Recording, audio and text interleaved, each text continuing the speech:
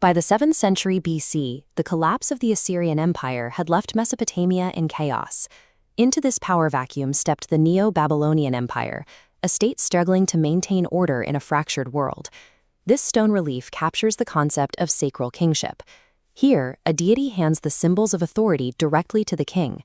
This established a monarch's right to rule as a divine mandate, granting him absolute, unquestionable control over his domain. Nebuchadnezzar II emerged as the answer to this instability. He governed a sprawling multicultural empire that was constantly on the verge of splintering. To hold it together, he prioritized the projection of absolute, paralyzing dominance over every subject.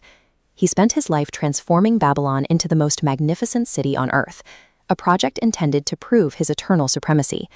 Yet he is remembered as a man who ended his days living like a wild animal in the shadows of his own monuments. Nebuchadnezzar's life serves as a blueprint for hubris. It demonstrates how the unchecked expansion of physical power can eventually fracture the very mind attempting to wield it. These are ancient stone walls of Jerusalem. In 586 BC, Nebuchadnezzar's military campaigns culminated in a brutal siege of this city. His forces breached these defenses, destroyed the temple, and leveled the city. He utilized cultural erasure as a tool of statecraft. By systematically dismantling the societal and religious structures of his rivals, he ensured that conquered nations lost the identity required to stage future uprisings. Following the victory, he initiated mass deportations. Thousands of Judeans were uprooted from their homes and relocated deep into the heart of Babylonian territory, scattered across the empire to serve the state. This calculated trauma was designed to leave a psychic wound on the entire region. By physically displacing populations, he ensured his remaining enemies were too paralyzed by fear to resist his command. The foundation of his authority was not based on consensus or law. It was built entirely on the physical displacement and psychological terror of the peoples he conquered. Look at the massive footprint of these brick ruins in Babylon. Nebuchadnezzar funneled the spoils and labor from his conquests into a massive urban engineering program, transforming his capital into the center of the ancient world. In this era, monumental architecture functioned as a technology of political control. These massive structures were designed to physically overwhelm the individual, making the power of the state feel inescapable. He commissioned defensive walls thick enough to race chariots across, multiple sprawling palaces, the legendary Hanging Gardens, and a massive temple dedicated to the god Marduk. His crowning achievement was the Ishtar Gate. Adorned with vibrant blue glazed bricks and intricate golden reliefs of lions and dragons, it presented a visual display of wealth and power that intimidated anyone who entered the city.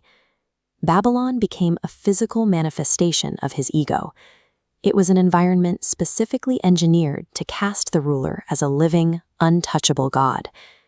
Maintaining this godlike facade carried an immense internal cost.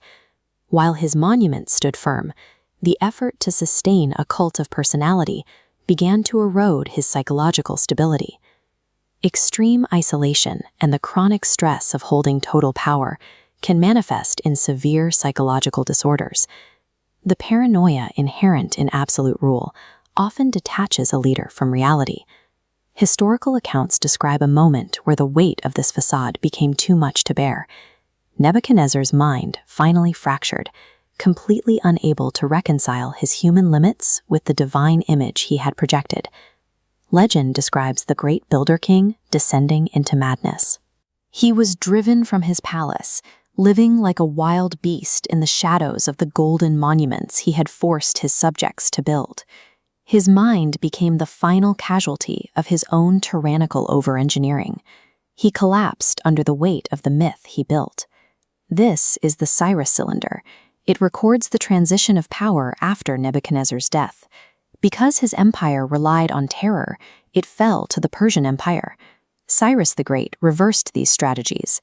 This text officially records the return of exiled Judeans to rebuild. For archaeologists and historians, Nebuchadnezzar remains a visionary. He is the master builder behind some of the greatest engineering and aesthetic marvels of ancient history. But to the civilizations he traumatized and uprooted, he remains a monster. His legacy is defined by the systemic violence used to fuel his architectural ambitions. Nebuchadnezzar II stands as a tragic archetype. He proved that while monumental power can build physical wonders that last for millennia, it destroys the humanity of the conqueror as surely as it destroys the lives of the conquered.